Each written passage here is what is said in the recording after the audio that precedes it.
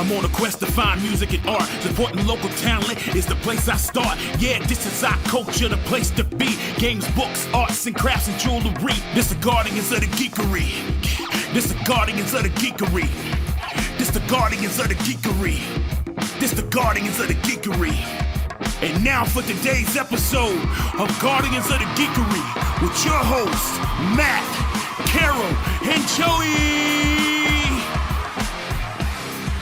Hey, Guardians of the Geekery Market edition of the podcast. Oh my gosh, we're so happy. Joey, tell them a little bit about it and introduce our guest, and let's get going. So our event is on Saturday, November 4th. I'm so used to you saying it now. I have to think about it. So Saturday, November 4th at Barris Arena and Event Center. We're going to be in the event center part, 2,200 square parking spaces. So plenty of parking. So if you've been to our market before and you were like, I don't know if I can deal with not finding a space, that's not going to be an issue. Nope. And if you're like, the aisles were really packed last time, we are going to have 10-foot aisles. So that's not going to be an issue. So yeah, definitely come and check it out, and you'll get to see a lot of the vendors and artisans and artists that you love, but also some brand new artisans and artists like our very own Kirsten Kepper, who is bringing her rooted dandelion tea to our event. And we're so excited to have you. Hi, Kirsten. Hello, I'm excited to be here and excited about the geekery. Yes, and you got to actually come to the Muggles Market when it was the Muggles Market, but this will be your first time selling at the Muggles Market. She hears your voice. Hi, Angel. Kirsten is one of Angel's best friends. So the minute she heard your voice, she's like, Mom. Oh, that's my buddy. Yes, I had been to the Muggles Market a couple of times and absolutely love going. So I am incredibly excited to actually get to be part of it this year. Yeah, and you are bringing tea. Tell us a little bit about the tea and how you got started and all the things. So my business is called the Rooted Dandelion. I've been doing this for about 2 years now. Never was a plan. It all kind of just happened. I just stumbled upon this business. Started having some health problems a few years ago and had to sadly cut out my beloved coffee, which I used to drink coffee like it was water all day long. And then it stopped being, my friend. So I had to switch to tea. And I'm not going to lie to you, I did not really like tea that much back then. So I was like on a mission to just find something that I liked. I started experimenting and making my own blends and trying everything that I could get my hands on. And I was like, okay, some of this is okay. Some of this is pretty good, but I can make it better. Because of course, once I just discover anything that I like, I become obsessed. So it just like took the off very from there. definition of geek, right? Yeah. Like Yeah. we get so passionate Yeah. about everything. So Yeah. It took off from there. I started making, I had 3 blends originally. It was just going to be those 3 blends. And then, of course, because I can't leave anything alone, I'm like, well, what if we do this one? And what if we add this one? And it just grows and grows. And I have more ideas for other things that I can't even get to yet because I'm one person. So, but one day. What were your initial 3 blends? So the initial 3, it was Calming Mood. And I have that one here. It was this one and Cold Fighter, which I have renamed Master Healing Potion. And Natural Energy. And that one has been changed to Elixir of Life. So all the blends originally had more like wellness names. And then I slowly started changing them to more nerdy and geeky things. Names. Embracing your inner geek. The only one that's still kind of like the wellness theme is the Calming Mood one. And that's because it's so popular that I didn't really want to change it. But those were the original 3. And then it just, as things happen and holidays popped up, I just start adding new stuff here and there. And then I started doing gift sets and do a little bit of skincare stuff. I do bath buds. I've done shower steamers. I do matcha face masks and stuff. And those are always popular, like gifts at the holidays. And I don't know, I'm just always playing and making new stuff. I absolutely love your lip balm. I haven't. It was gifted to me by Wanda, but yeah, the rose lip balm is excellent, and of course, I love your tea because I am the tea drinker on the podcast. So I know. yes. I've seen you post a few pictures of it. Oh yeah, so yeah. I'm glad you like it. I think my personal favorite is Second Breakfast. That one I will be buying more at the market because I go through it very quickly. That one's actually very popular at the conventions that I've done. The ones that I think are going to be popular are never quite as popular, but then unexpectedly, Second Breakfast was probably that, and Cozy Fantasy have been the most popular among the geeky crowd. What's in Cozy Fantasy? Cozy Fantasy is my fall and winter blend. It's like a chai blend, but it's a lighter chai. So it's not super, super caffeinated, and it's not super heavy on the black tea, but it's like a nice mix of the chai with the black tea with red rooibos, and it has a little bit of coconut in there to make it creamy. Oh. So it's like, it gives you nice, like, cozy vibes. How do you I really don't know much about tea making. How do you like when you're creating a tea, how do you do that? Just 100,000 words or more. Just go ahead. So I have a culinary background, and I actually used to have a baking company. I used to make cupcakes and stuff. I'm really good at playing with flavors and knowing what flavors go well together.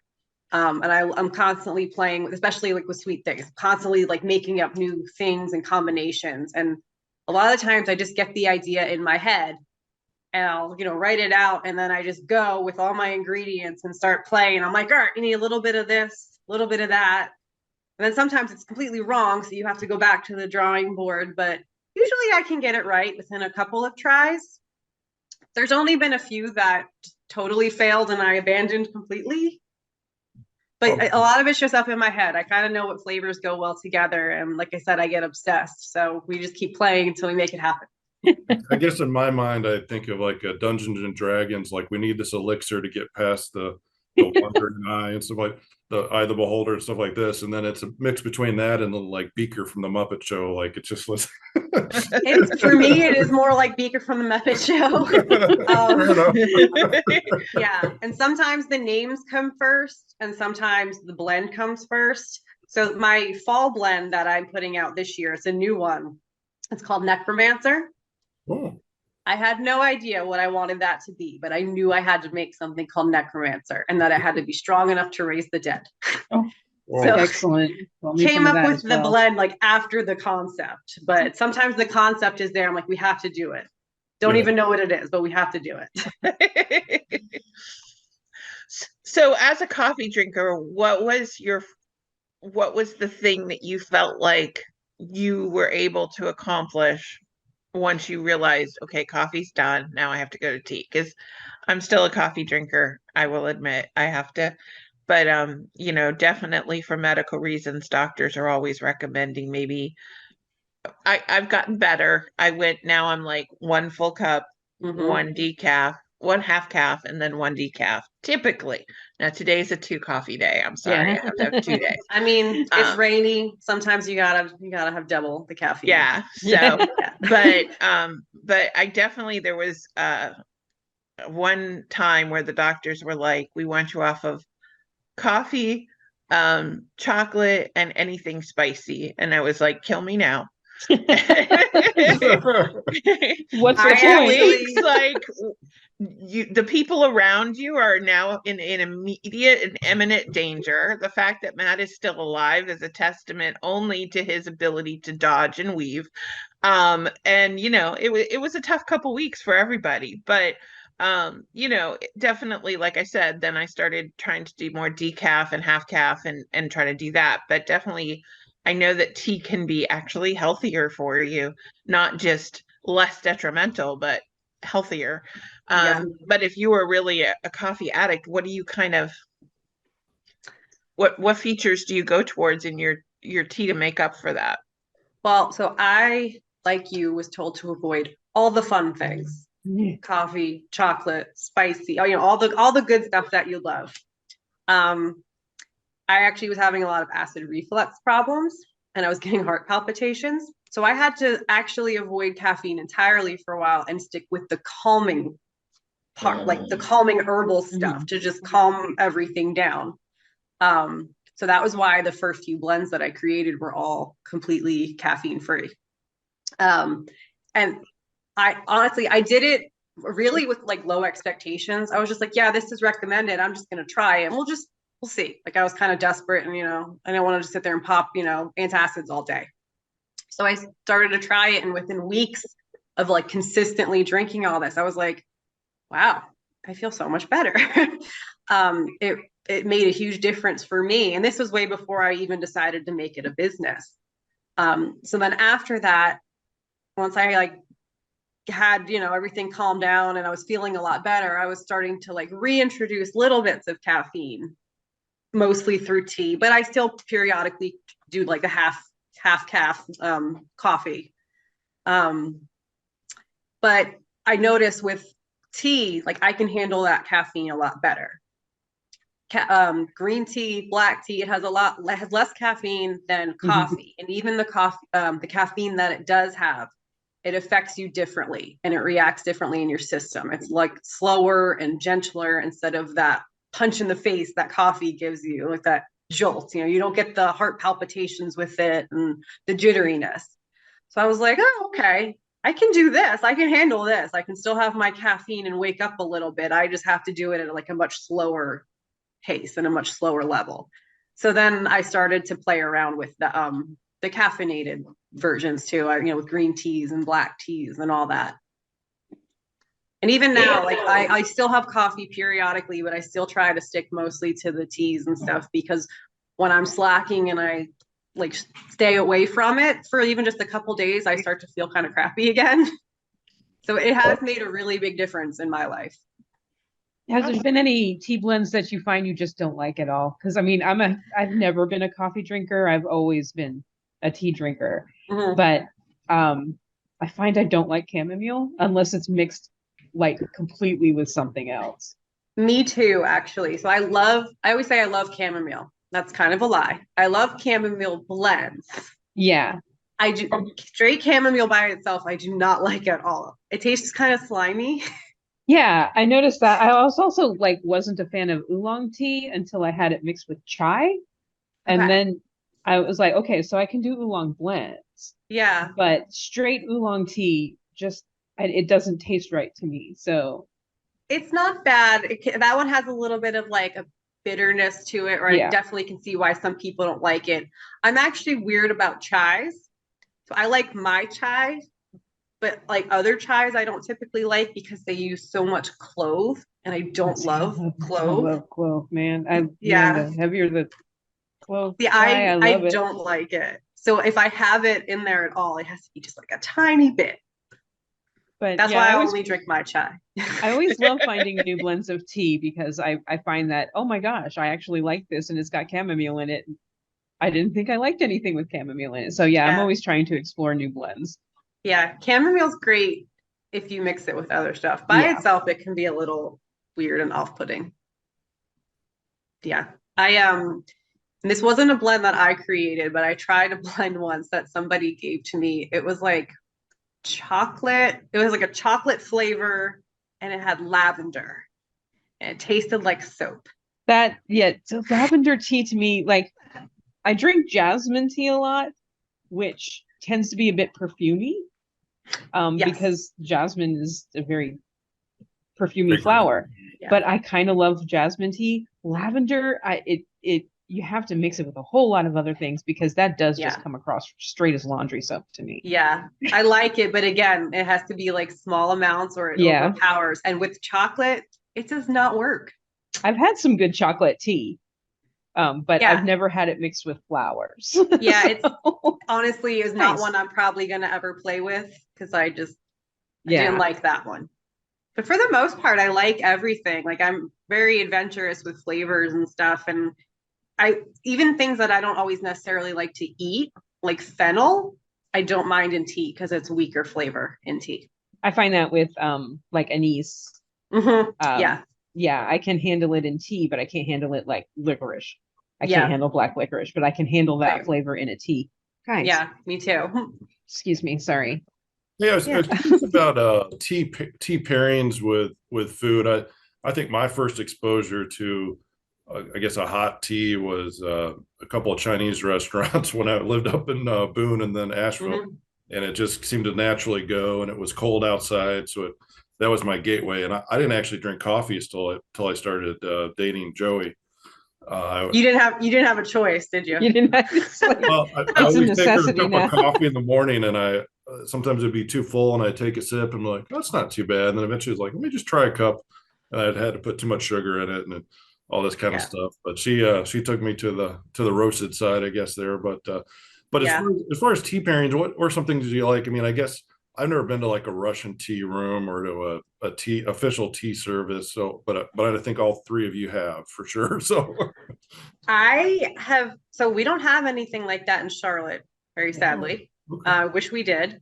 But I love to go to Asheville and go to Dobra Tea. Because that's like the traditional tea house, and they have teas from all over the world, and they have tons of the Chinese and Japanese teas. And like that's the closest where I've been to a traditional tea ceremony. I've been there a number of times and done the whole thing like by myself. Oh wow. And I'm absolutely dying to go to Japan to learn more about the tea services there and do the whole like Japanese tea house thing. But I learned a lot about it, and like I said, I've gone to Dobra a bunch of times and tried all kinds of stuff and tried to do the authentic experience as best as I can. I love it, and like I absolutely love when you go to places like that and they do tea and food pairings, and because sometimes it's not stuff you'd expect and you're like, oh yeah, I'll try this. Then you have them together and you're like, oh wow, this is really amazing together. And like, I don't know, I feel like with tea, there's so many different flavors that you can find literally any kind of tea, or there's some kind of tea to go with literally any kind of food. Mhm. And it's fun. It's just fun to like try new things and try different pairings and see what goes well together. Being me, I feel like this needs to be a geek event where like your bakery skills and your tea skills come together and we do like a special like seating of up to 20 people and we make little sandwiches and cakes and stuff and do a tea service Mhm. but with geek overtones. So I would love to do that. If you're ever interested, sign me up. I well, also like to use viewers, if you would come, let us know, and okay. we will give them a VIP link to sign up first if they tell us Okay. that they saw it here. So Okay. Yeah, I also like to after the market, after the I was market, gonna they yeah, need a say, break. after. We don't have after time right November now. 4th. After I November also 4th. like to use tea like in baked goods and cooking yeah. and stuff. So like sometimes that's fun too, because then you get to taste it in both the food and the beverage. Yeah, it's It's funny fun. how like you said, like something I find that like some foods really taste better with the tea. Like you wouldn't Mhm. necessarily eat it on your own. It's kind of like when you're when it's that video that you see all the time of the little kid wanting the piece of baker's chocolate and not understanding it's That not is- sweet and then eating it and being like, like but then Yeah. when you put it in with something else or you mix it with something else, like you were saying, it's just the perfect thing. So I'm totally obsessed. But Yep. yeah, I will learn to drink more tea, I promise. But I have fun I buying it mean, for Carol because then I get to smell it and all and I try have fun it with and her then buying it for me. I mean, and even Matt fortunately, does it now because Matt's like, "Oh, tea, Carol," I like and we that. go places, and all of I'm a the sudden I easiest see him person to putting buy tea in the for. basket. So it's a thing. So well, when you decide you're really ready to dive in there, like I think you know where to find me. I Yes. do. walking walking angel somewhere probably because she's obsessed with you. So She's my buddy. Actually, you just reminded me talking about Angel. I had this really probably stupid idea one time that I was going to try to come up with a blend for dogs. Oh, I would love that. Well, Like I will tell you a I couple of your honestly, blends. because like so Angel gets really anxious during rainstorms and thunderstorms and stuff like that, and we've tried different things and like the doctors want to give you pills, but when she sees that pill bottle comes out, she knows there's a rainstorm coming. She's like Yeah. pew up in my bed. She's like, forget it. Yeah. And we've tried to do these calming sticks, but we've noticed like it may help her temporarily, but then she wants to go eat grass afterwards. So Yeah. there's something that it's doing to her stomach. So I'm Yeah. always looking for like something. And if it was like a tea that you could add to her kibble or something like that, so she Yeah. would eat it and not know, I think that would be amazing. Or I maybe will a say, maybe a tea biscuit, like A a tea biscuit. biscuit Yeah. made There with you tea. go. That could be a good Good way to for- do it because supposedly certain types of herbal teas are fine for dogs, and I have tried it on my own and it was not a success. So I kind of abandoned the idea because he obviously didn't understand why I kept trying to make him drink this stuff. But Oh, one yeah. day, I'm gonna make it happen. One day, I'm gonna figure Yeah, it out. Angel will eat anything you put in front of her unless it's a pill. So, or I mean, she's really smart about foods that she can't have. Like we stupidly tried to give her a grape one time and then realized that was poison, but she wouldn't even touch it. She like wouldn't touch it, but other things she would, you put it in front of her. She's like, okay, I'll eat it. So. I will say my 3 cats love your Slayer blends because they tend to steal the tea bags out of my teacup. Don't you? That is precious. That is an unexpected side effect. I love that. Yeah. I didn't and realize cats were a fan. Are they They also were- Buffy fans? I have yet to show them Buffy. I should probably show them Buffy, but yeah, they also stole one of my tea balls because I had a silicone tea ball that was an octopus that had Slayer tea in it, and I don't know where that is now. So I have to tear apart my house looking I for might that. have to test that out on my cats with the Slayer blend. I didn't realize it was a There's cat something in favorite. there. Yeah, I've had catnip tea before, and they are constantly trying to open my tea drawer to get to the teas because they smell something in there that they like. But They know yeah, they the know what they Slayer- like. They know the good stuff. Yeah, they are fans of the Slayer tea. That's Well, that was amazing. my favorite too, so I totally approve. Well, so if somebody wants to come and pre-order from you prior to the market, Yeah. how would they do that? They can send me a message either through my social media or contact me on my website. Like I'm going to bring a little bit of everything because that's what I normally do for big events. And I am going to have a couple of special things for the holidays. If there is something in particular that people have had and they know that they want it, or they've seen me put it on Instagram and they're not sure if I'm going to have it, just send me a message and I will gladly bring that there for you. Yeah, we've had some people do where they could place the order and then just mark that they were coming to the Geekery market Yeah. to save on the shipping. So Yeah, if there's anything anybody wants, I'm always happy to do a special order and hold it for them there. yeah, one way to make sure that she doesn't sell out of the brand or the blend that you want before you get there. So I know, and that's the thing. I'm always surprised. The ones I think will be the most popular aren't. So like I'm never quite sure how much to bring of each thing. well, let her know and We'll check her out. definitely do that. And you're the Rooted Dandelion on all the social media, right? Like Yes, just go it's Rooted just the Dandelion. Rooted Dandelion. I'm on Instagram. I'm on Facebook, TikTok, and I have a website. Awesome. Well, Okay, yeah. Kirsten, thank you so much for coming today. Yeah, We thank really you guys for having appreciate me. And we'll look forward to seeing you in just a few weeks. Yeah, I can't wait. Yay! Yay. All right. Talk to you later. Thank you. Bye. That was an episode of Guardians of the Geekery. Thank you for listening. Check us out at guardiansofthegeekery.com and stay tuned for more content.